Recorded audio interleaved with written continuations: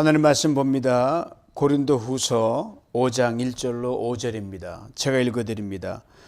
만일 땅에 있는 우리의 장막집이 무너지면 하나님께서 지으신 집, 그 손으로 지은 것이 아니요 하늘에 있는 영원한 집이 우리에게 있는 줄 아느니라. 참으로 우리가 여기 있어 탄식하며 하늘로부터 오는 우리 처소로 덧입기를 간절히 사모하노라. 이렇게 입으면 우리가 벗은 자들로 발견되지 않으려 함이라. 참으로 이 장막에 있는 우리가 짐진 것 같이 탄식하는 것은 벗고자 함이 아니요 오히려 덧입고자 함이니 죽을 것이 생명에 삼킨 바 되게 하려 함이라. 곧 이것을 우리에게 이루게 하시고 보증으로 성령을 우리에게 주시니는 하나님이시니라. 아멘. 영원한 집과 덧입는 소망.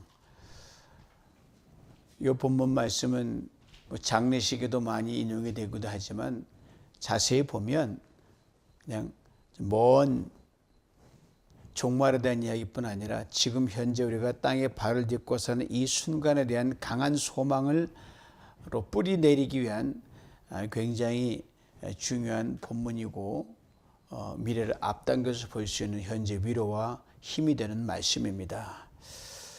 이런 점에서 바울은 멀리 내다보는 사람이었습니다. 더 정확히 말하면 늘 그의 시선은 영혼을 향해 있었어요.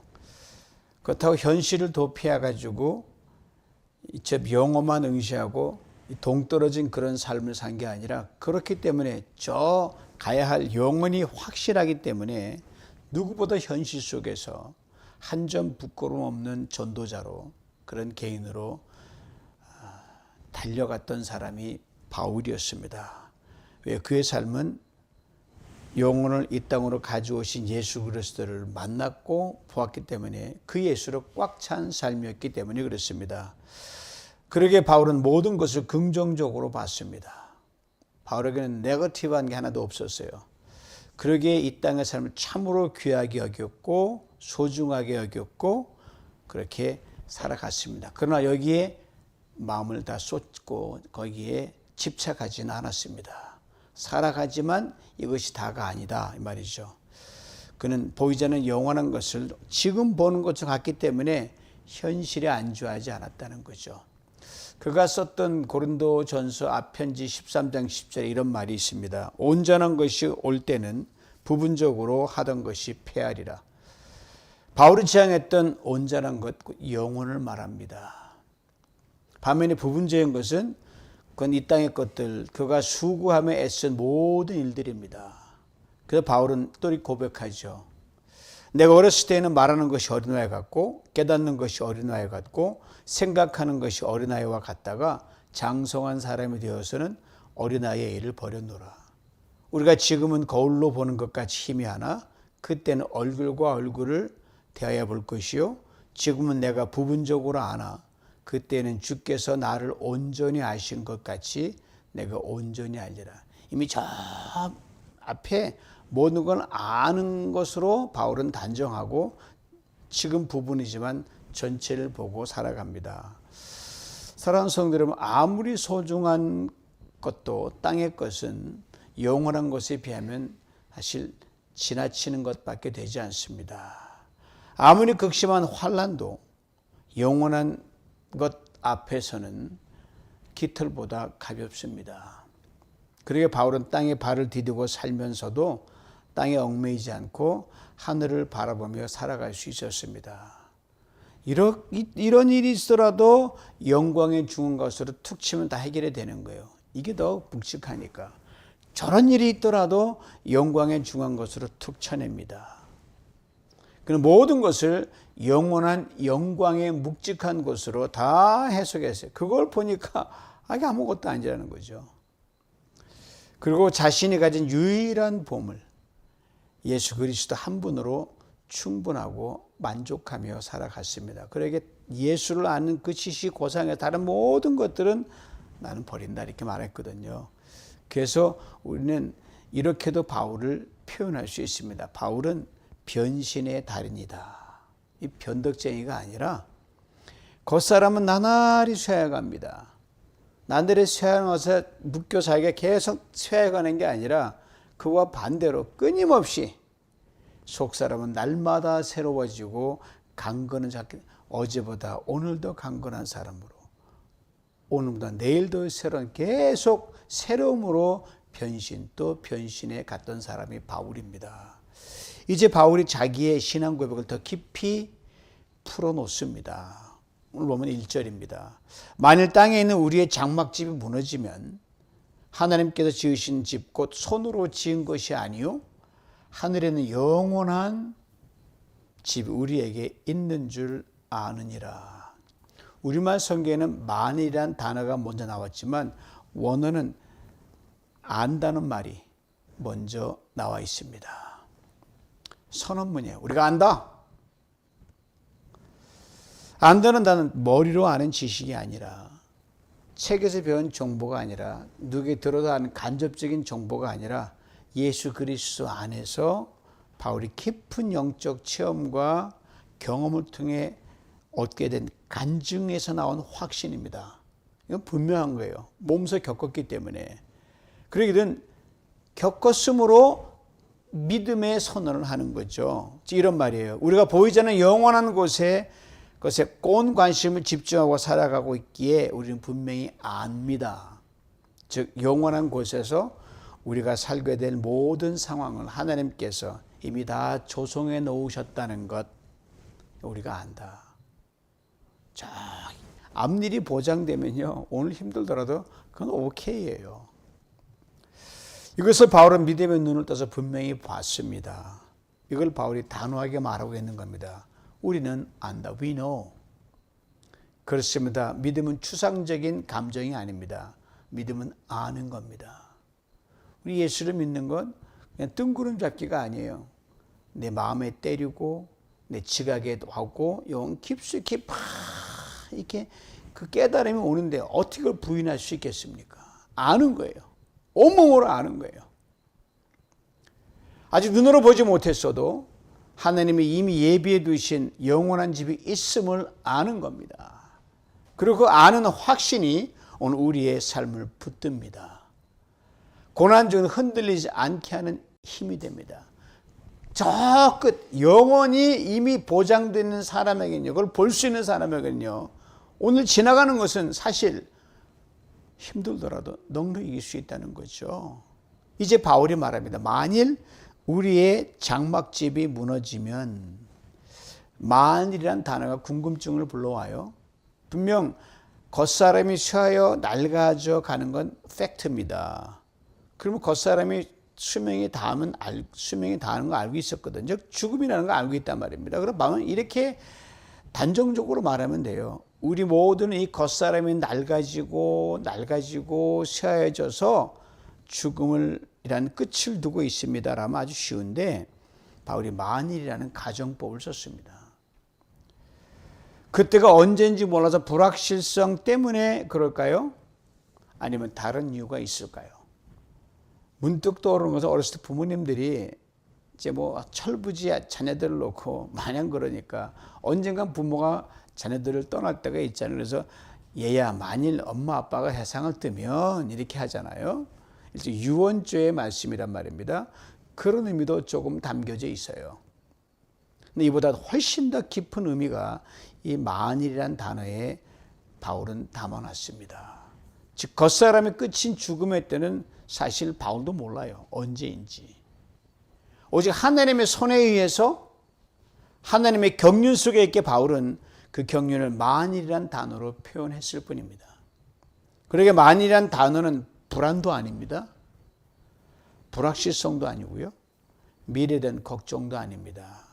분명한 미래의 끝을 하나님께 맡기며 그러기에 어떤 일에서 하루하루 최선을 다해 살아가겠다는 자기 결단이 담겨있는 그 단어가 만일입니다. 그리고 그 끝이 언제든지 오늘이든 내일이든 본인 이 땅이 유한한 삶과 세상의 일의 끝이 와도 아무 걱정 없이 오늘 내게 주어진 사명의 길을 가겠다 이 말이죠. 바울이 그 사도행전에 예루살렘으로 사람들이 가지 말라고 해도 거기 혹시 죽음이 기다린다 할지라도 가겠다는 거죠. 왜? 그 너머의 끝을 보니까. 그러게 바울은 이 죽음을 담담히 이 겉사람이 다 쇠하고 나면 벌어질 일에 대해서 담담하게 관조하는 자세로 써내려갑니다. 사실 5장에 나오는 죽음에 관한 바울의 진술은 정말 탁월합니다. 어떻게 이렇게 죽음의 순간에 일어날 일과 상황에 대해 구체적으로 비유를 들어가면서 썼을까 놀랍습니다. 이 바울 덕택에 우리가 죽음을 앞두고 있는 모든 사람에게 또 우리가 가야 될 겉사람의 그 죽음 앞에서 우리가 확신하게 같은 믿음으로 갈 수 있는 엄청난 위로와 도전과 확신을 주고 있죠. 바울의 사생관에 담겨 있고요. 바울의 종말론적 신앙이 물씬 풍겨 있는 게 오늘 본문입니다. 바로 우리 몸을 가리켜 장막집이라고 합니다. 왜 하필 장막일까요? 텐트예요. 이스라엘 백성들이 광야를 지나는 동안 늘 장막을 쳤어요. 바울도 유대인이니까 유대 백성의 삶을 잘 알거든요. 그때 장막은 광야에서 얻을 수 있는 풀이나 지푸라기 등을 엮어가지고 만들었게 초막입니다. 초막. 하루를 살고 짧은 시간 동안 머무는 거예요. 좀 더 오래 머물 수 있어요. 그렇지만 광야 지나 구름 기둥과 불 기둥이 움직이면 다 이동하고 다 떠났거든요. 풀이나 지푸라기 이때 쓴 거는 못 쓰거든요. 말라 비틀어지니까.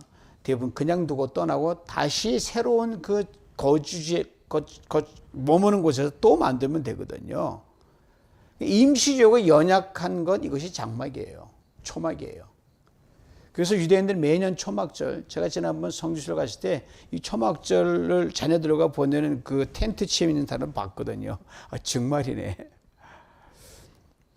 거기에 거하면서 여기 이 땅은 영원히 머물 자리가 아니다. 언제가 떠나야 될 곳이라는 것을 자녀들에게 되새기고 믿음의 유산으로 물려줍니다. 바울 이 이미지를 잘 알고 있었어요. 또 게다가 바울은 천막 짓는 텐트 메이커였거든요. 그러니까 천막은 아무리 정교하게 지어도 바람과 비 앞에 오래 버티지 못한다는 것 바울이 잘 알고 있었습니다. 쉽게 해체되고 금방 닳아 없어지는 것. 시간이 가면 다 거긴 이해가 없죠. 그래서 바울은 그 경험을 삶과 신앙에 적용하는 겁니다. 우리 인생도 이와 똑같습니다. 지금 우리가 입고 있는 이 몸도 우리가 살아가는 세상살이도 장막과 같습니다. 잠시 있다가 무너질 것입니다. 그리고 바울은 또 이렇게 비유합니다. 우리의 장막집이 무너지니까 굉장히 부정적으로 들리죠. 원래 해체하다 허물다는 뜻인데 그냥 쉽게 말하면 여러분 텐트 다 쳐보셨잖아요. 캠핑 가서 텐트를 딱 치고 거두는 것을 무너진다고 얘기합니다. 이 단어가 수동태로 되어 있다는 것이 참 기가 막힙니다. 캠핑과 텐트를 치고 다시 걷는 것 우리가 다 하잖아요. 그런데 인생의 마지막 순간 여러분 이 장막을 걷는 일은 우리가 스스로 할 수 없습니다. 이게 죽음이에요. 내가 입은 옷을 내가 벗지 못할 때가 반드시 옵니다. 그게 바로 죽음입니다. 곰곰이 생각하면 인생은 철저히 수동태입니다. 이 땅에 태어난 자체부터 하나님의 의에 보내졌고요. 이 땅을 떠날 때 하나님이 우리의 육신의 옷을 벗기셔서 우리를 끌어올리십니다. 그 사이의 삶의 과정은 우리가 내가 스스로 깨고 내가 발로 걸어가고 운전하고 생업을 하는 것처럼 보이지만 솔직히 말하면 하나님의 의해서 우리가 삶을 살아가는 것뿐입니다. 살도록 허락하셨고요. 살도록 은혜를 베푸셨고요. 살도록 모든 삶을 하나님께서 어레인지해 주셨기 때문에 사라지는 거죠. 사실 내가 사는 게 아니라 사라지는 겁니다. 그래서 우리의 마지막 때가 되면 하나님 우리 영혼의 집인 육신의 옷을 벗기시고 거두시고 또 무너뜨리십니다. 파괴가 아니라 새 옷으로 입히기 위한 과정입니다. 영혼을 살기에 알맞는 옷으로, 영혼이 살기에 알맞는 집으로, 그런 장막으로. 그런데 바울은 이 장막집이 무너질 때 하나님께 영원히 살게 될 우리 집은 손으로 짓지 아니한다고 했습니다. 이 말이 참 신기해요. 하나님께서 여러분과 저희 태초의 인간 아담을 지을 때 어떻게 하셨죠? 육신옷을 입을 때 진흙을 가지고 손으로 빚으셔가지고 마치 토기장에 진흙을 가지고 그릇을 만들듯이 그렇게 정성껏 빚어 옷을 입혀주셨거든요. 그렇다면 영원한 집도 하나님이시니까 손으로 만드신다라면 얼마나 간편할까. 근데 바울은 그렇게 말하지 않고 손으로 짓지 아니한 집이라 그랬습니다. 어떻게 짓는 걸까요? 하나님의 손이 아니라 말씀으로 지으십니다. 창조의 원래의 권능으로 새롭게 재창조하려면 말씀밖에 없어요. 창세기 1장에 하나님께서 빛이 있으라 하심에 빛이 있었다 그랬거든요. 하나님께서 제 집도 윤목사의 집이 있으라 하시면 천국에 제 영원한 집이 존재하게 되는 거죠. 뭐 지금 지어가면 여기까지 짓고 1층 짓고 2층 짓고 하겠죠. 여러분 이름을 부르면서 아까 기도한 샌디체 권사에는 샌디체 권사의 집이 있을지라는 쫙 지어지는 거예요. 뭐 세상의 어떤 맨션과 비교할 수가 없죠. 바로 그 창조의 능력을 바라보고 손으로 짓지 아니한 집이라고 아주 참으로 신기하게 표현했습니다. 그래서 우리의 장막집이 무너질 때 하나님은 손으로 짓지 않으시고 창조의 원래 능력으로 말씀으로 확실하게 집을 세운다는 믿음을 바울은 갖고 있었습니다.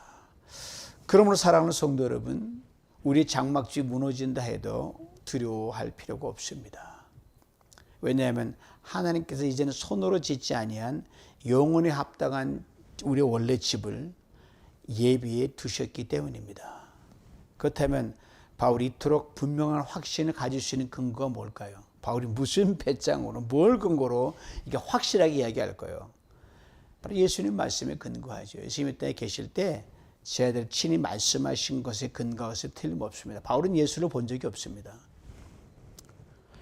그러게 바울은 예수님의 말씀을 직접 들은 적도 없어요. 그리고 바울은 담에서 자신을 직접 찾아온 예수 그리스도를 극적으로 만나 회심을 합니다. 그리고 예수님의 제자들과 깊은 교제를 시작하게 됩니다. 바로 이 제자들부터 예수님의 말씀을 전해 들은 것이지요. 아마 제자 빌립에게 들었을 것 같습니다. 이 말씀 하실 때 질문했던 제자가 빌립이었거든요. 영원한 집에 대해서 이렇게 말씀하셨어요. 우리 모두가 잘 알고 있는 요한복음 14장 1절 3절 말씀 들어보세요. 너희는 마음에 근심하지 말라. 하나는 믿으니 또 나를 믿어라. 내 아버지 집에 거할 곳이 많도다. 그렇지 않으면 너희에게 일렀으리라. 내가 너희를 위하여 거처를 예비하러 가노니 가서 너희를 위하여 거처를 예비하면 내가 다시 와서 너희를 내게로 영접하여 나 있는 곳에 너희도 있게 하라. 이미 다 만들어 놓으셨어요. 다 지어 놓으셨어요.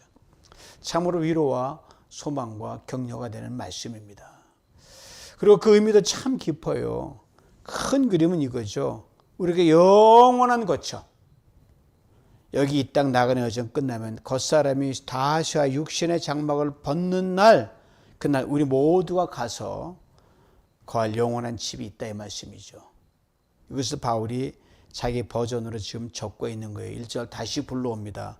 만일 땅에 있는 우리의 장막집이 무너지면 하나님께 지으신 집, 곧 손으로 지은 것이 아니요 하늘은 영원한 집이 우리에게 있는 줄 아느니라. 이제 바울이 한 걸음 더 나아갑니다. 그 영원한 집을 아는 것으로 만족하지 않고요.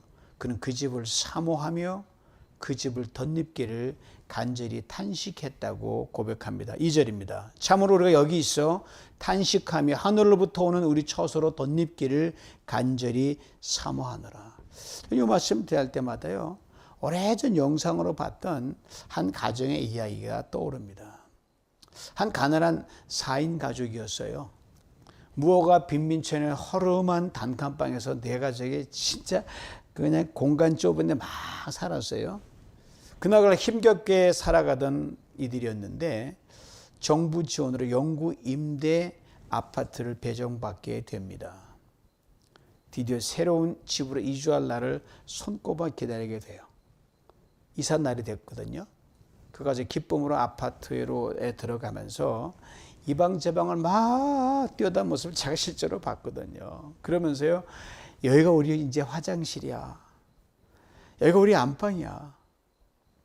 여기는 우리 아이들 방이야. 환하게 웃으면서 확인하고 그래 좋아하던 모습이 눈에 선합니다. 사랑하는 성도 여러분, 이것이 바로 바울이 말하는 탄식하는 심정이에요. 지금 우리가 살아가는 이 장막집 얼마나 허술합니까? 조금만 힘들어도 지치죠. 작은 충격에도 쉽게 상처가 들고 멍이 들고요. 조금 심하면 부러집니다. 감기 몰살만 심해도 쓰러져요. 나이 들수록 이 겉사람은 점점 쇠약해져 갑니다. 가까이 질병을 연약하고 또 많이 괴롭히잖아요. 그러니까 질병이 심하면 한숨이 나오기도 하고 그날 너무 힘들 때가 많이 있거든요. 근데 여기서 끝이 아니라는 거예요. 우리가 간절히 기다리고 사모하는 것이 있다는 거예요. 바로 하늘에 예비한 영원한 집, 썩지 않고 쇠하지 않은 새 몸을 입는 그날을 말하죠. 길러도 금방 옵니다. 연세 많으신 이내수 권사님, 지금 최종일 집사님 모든 분들 보면 어느 때문에 내가 8, 90이 됐나 하잖아요. 확 지나갑니다. 이 장막집의 옷을 벗기시고 하늘의 새 옷으로 갈아입힐 그날을 바라보는 거죠. 바로 이 기다림을 두고 탄식한다고 해서요. 절망의 탄식이 아니라는 겁니다. 탄식이라고 다 나쁜 거 아니에요. 오히려 반드시 올 날을 간절히 사모하는 탄식입니다. 마치 무허가 단칸방에서 살던 가족이 새 아파트 입주를 기다리며 애타게 손꼽아 기다린 것처럼 우리 지금 연약한 이 장막을 넘어 영원한 집을 기다리며 탄식하는 거예요. 그러기에 이 탄식은 패배 한숨이 아닙니다. 소망의 기다림입니다. 언젠가 반드시 올 그날을 향한 영혼 깊은 갈망입니다. 그러기에 바울이 말하는 이 탄식은 단순히 더 나은 집을 향한 소망에서 끝나지 않고요. 하나의 분명한 이유를 또 덧붙입니다. 우리가 그 영원한 집을 사모하는 것은 벗은 몸으로 서지 않고 하나님이 예비하신 새 옷을 입기 위함이라. 3절 말씀 봅니다. 이렇게 입으면 우리가 벗은 자들로 발견되지 않으리함이라 분명히 말하고 있거든요. 우리는 벌거벗으면 수치와 부끄러움이 느끼잖아요, 여러분. 아담과 하고 죄를 짓고 나서 그들이 숨었잖아요. 벌거벗은 것을 이제 깨닫게 되니까 창피하니까 나뭇잎으로 가리고 그랬잖아요. 인간은 인간의 죄성과 연약함이 드러나는 순간이 바로 그때거든요. 근데 바울이 여기서 놀라운 소망을 말합니다. 하나님 우리를 그렇게 벌거벗은 채로 두지 않습니다. 옷을 갈아입히실 때조차 우리의 수치가 드러나지 않도록 덮어주신다는 말이에요. 여러분 아이 옷 여러분 자녀들 다 키워봤잖아요. 자녀들 또 확 벗기면 애가 알몸이 되잖아요. 그럼 애들이 본능적으로 막 팔로 여기저기 막 가리거든요. 부모 앞인데도 이리저리 몸을 숨기며 돌리면서 감춘단 말입니다. 그만큼 벌거벗으면 부모 자식 간에도요 부끄럽고 감추고 싶고 수치스러운 경험입니다. 그러나 하나님의 방식은 다르다고 오늘 본문은 분명히 말씀합니다. 2절과 4절에 반복되는 덧입는다는 표현이 바로 그거예요. 하나님은 새 옷을 먼저 덮어 씌우셔요. 그리고 그 덮어 씌운 그 상태에서 그 속에서 하나님의 손길로 이 낡은 옷을 벗기십니다.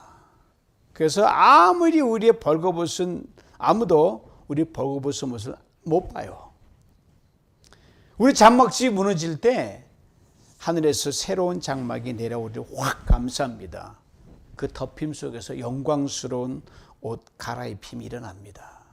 이것이 바로 벗은 자들로 발견되지 않으려 함이란 말씀의 의미입니다. 이 말씀을 볼 때마다 얼마나 귀한지 몰라요. 얼마나 놀라운 배려입니까? 그래서 하나님은 마지막 순간까지도 우리 수치가 드러나지 않게 하십니다. 이 땅에서 우리 죄 속의 보혈로 우리의 죄와 허물, 우리는 창피하지만 하나님이 없는 것처럼 간주하거든요. 이걸 가리고 의롭다 하신 것처럼 마지막 날 그 순간에도 의의 옷을 덧입히십니다. 하나도 벌거벗은 건 안 나타나도록 섬세하게. 벌거벗은 수치를 그대로 두지 않고 은혜로 감싸주십니다. 그래서 죽음은 단순한 확 벗기는 게 아니라 은혜로 덧입히심입니다. 이 은혜로 덧입힘을 바울은 이어지는 4절에서 구체적으로 설명합니다. 들어보세요. 참으로 이 장막에 있는 우리가 짐진 것 같이 탄식하는 것은 벗고자 함이 아니요 오히려 덧입고자 함이니 죽을 것이 생명에 삼킨 바 되게 하려 함이라. 사랑하는 성도 여러분, 장막에 거하는 동안 마치 무거운 짐을 진 것처럼 살아가잖아요. 오늘 여러분 이민자의 생활 하루 살면서 뭐 경제의 짐, 관계의 짐, 더 힘든 분도 있어요. 어떤 크고 작은 짐을 지고 살아왔어요. 이 땅에 육신을 입고 살아가는 한 수고와 무거운 짐은 에덴의 동쪽으로 쫓겨난 인간의 숙명과도 같습니다. 이 짐 없는 사람 없어요. 누가 근데 짐을 지고 싶어 합니까? 짐을 벗고 싶어 홀로 그냥 홀몸으로 쫙 가볍게 가기를 원하잖아요. 그러나 짐을 안 질 수가 없어요. 그래서 우리 힘들다고 괴롭다고 어렵다고 탄식하거든요. 그러나 바울은 역설적으로 이야기를 합니다. 그는 짐을 벗고 싶어서 탄식하는 것이 아니라 고백합니다. 바울처럼 무거운 짐을 지고 사는 사람 없어요. 예수를 만나기 전 그는 바리새인으로 살 때는 율법의 짐이 그 어깨에 얹혀 정말 율법으로 잘 지켰다고 생각하면 못 지키니까 너무너무 괴로운 거예요. 바울이 탄식하잖아요. 오호라 나는 공고한 사람이로다. 이 사망의 몸에서 누가 나를 건져내랴. 그러나 부활의 주님을 만난 후 그는 복음을 전하는 사도가 되었고 그때부터 복음 때문에 수많은 핍박과 고난과 박해의 짐을 지고 가야 했습니다. 근데 놀라운 것은 바울은 이 짐을 원망이나 불평의 이유로 여기지 않았다는 거예요. 오히려 그는 기쁨으로 이 짐을 지고 갔습니다. 왜냐하면 예수님이 자신을 구원하셨기 때문입니다. 죄인된 자신을 의롭다 하시고 영생으로 옷 입으신 예수 그리스도 때문에 모든 무거운 거 다 졌는데 내가 이 짐 내 작은 짐 못 지랴 기꺼이 그 짐을 지고 갔습니다. 그리고 바울의 탄식은 짐을 벗어 던지고 싶어서가 아니라 오히려 하늘에 새 옷을 덧입기 위한 탄식이었습니다. 이게 바울의 위대함입니다. 사랑하는 성도 여러분, 우리에게도 짐이 있습니다. 이 장막에 살아가는 동안 육체 연약함 때문에 겪는 질병과 고통의 짐이 있고요. 믿음 때문에 지는 십자가의 짐이 있습니다. 그러나 그것을 주님이 지라 하신 십자가로 받아들일 때 그 짐은 더 이상 짐으로 우리를 누르지 않습니다. 이게 신기한 거예요. 그래서 영광으로 가는 길목의 사명의 무게입니다. 그래서 바울은 이렇게 고백하고 있어요. 벗고자 함이 아니라 오히려 덧입고자 함이라. 그 오늘은 날마다 가까워지는 그날 하나님께 영광스러운 하늘의 초소, 즉 하늘의 장막을 내려 덧입히실 그날을 향해 있었거든요. 그래서 짐은 더 이상 짐으로 여겨지지 않았습니다. 오히려 영광으로 가는 징검다리가 됐습니다. 그리고 마침내 바울은 짐 중에 짐, 인생이 결코 벗을 수 없는 최고의 짐, 마지막 짐, 죽음에 대해 이렇게 담대하게 선포합니다. 죽을 것이 생명에 삼킨 바 되리라. 사랑하는 성도 여러분, 이것이 바울의 통쾌한 선언입니다. 죽음은 더 이상 우리를 삼킬 수 없습니다. 아니 오히려 생명이 죽음을 완전히 삼켜버립니다. 죽을 것이 생명에 삼킨 바 됨이라. 통쾌한 KO 선언입니다. 이제 오늘 본문 마지막 5절입니다. 곧 이것을 우리에게 이루게 하시고 보증으로 성령을 우리에게 주신 이는 하나님이시니라. 바로 앞서 말한 통쾌한 선언, 죽을 것이 생명에 삼킨 바 되리라는 고백이 자기의 결심에서 나온 말이 아님을 분명히 선언합니다. 그걸 우리 안에 이루신 분이 하나님이십니다. 이 말이에요. 사랑하는 성도 여러분, 이 바울의 고백은 예수 그리스도의 십자가 부활 위에 세워진 확실한 증거에 세워진 고백입니다. 이미 바울은 고린도 15장에 이렇게 분명히 말씀했어요. 사망아 너의 승리가 어디 있느냐? 사망아 내가 쏘는 것이 어디 있느냐? 사망에 쏘는 것은 죄요, 죄 걷는 건 율법이라. 우리 주 그리스도로 말미암아 우리에게 승리를 주신 하나님께 감사하노라. 그렇습니다. 예수님 십자가와 부활로 우리는 죽음을 향해 KO 선언을 할 수 있게 되어 있습니다. 이 고백은 단순한 말장난이나 자기 암시가 아닙니다. 진짜 승자의 외침입니다. 예수 그리스도 이루신 그것 위에 서서 외치는 선언이기 때문입니다. 그 승리를 실제로 누리는 사람들이 우리입니다. 그래서 지금 우리가 살아갑니다. 성령을 보내셔서 그 능력으로 살아가게 하셨거든요. 성령 오시기 전 제 아들 얼마나 두렵고 떨었습니까? 성령을 받은 그들 능력 있는 전도자가 되었고요. 세상을 뛰어내는 담대한 증인으로 살아갔습니다. 우리도 마찬가지입니다. 성령이 우리 안에 계시기에 우리는 더 이상 패배자가 아닙니다. 나그네 인생길 이 장막 안에서 수많은 짐과 죽음의 위협이 우리를 누른다 해도 우리는 능히 이길 수 있습니다. 고로 사랑하는 성도 여러분, 죽음도 이기신 주님께서 여러분의 모든 무거운 질병에 연약한 짐 주님이 넉넉히 이기도록 왜 돕지 않으시겠습니까?